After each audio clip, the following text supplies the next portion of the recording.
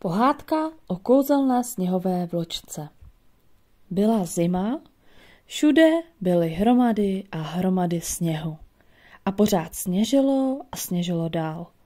Krajina byla už úplně bílá, na stromech byla sněhová peřina a na domech se pomalu leskly rampouchy. Zima to byla jako z pohádky.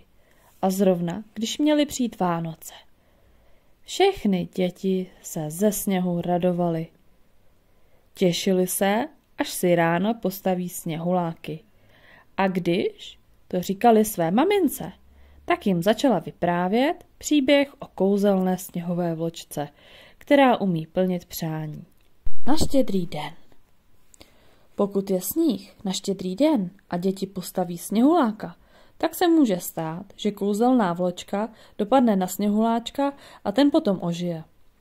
Sněhuláček umí potom splnit přání tomu, kdo mu daruje život. No tohle, když děti slyšeli, tak utíkali spát, aby ráno brzo vstali a mohli sněhuláčka postavit. Těšili se, co jim přinese další den. A bylo ráno. Bylo to tady. Krajina byla stále pokrytá sněhem. Byl čas zažít dobrodružství. Děti se pustily do práce. Dělali jednu kouli, druhou kouli, třetí kouli. Děti postavili toho nejkrásnějšího sněhuláka široko daleko.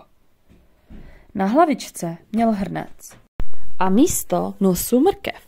A protože děti věřili, že ožije, tak mu místo kamínků dali na tělíčko barevné knoflíky. A do ručičky mu sami vyrobili z větviček koště. Děti chtěli, aby se sněhuláček cítil hezky, až ožije. Když ho postavili, tak utíkali domů za maminkou na horké kakao a taky se zeptat, co bude teď.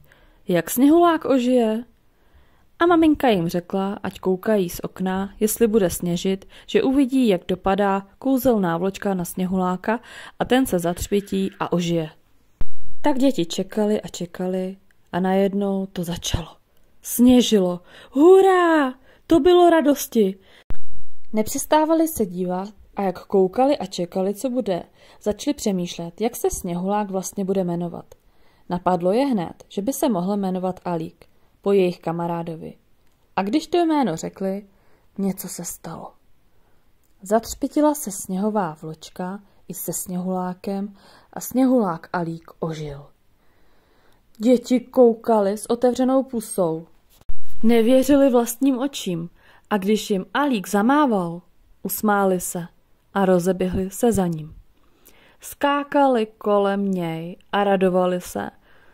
Radovali se, protože měli svého Alíka. Stalo se jim totiž něco úžasného. Zažili vánoční zázrak. A když měli možnost přát si přání, přáli si, ať je každý šťastný a zdravý a plný lásky. Víc totiž není. Mějte krásné Vánoce.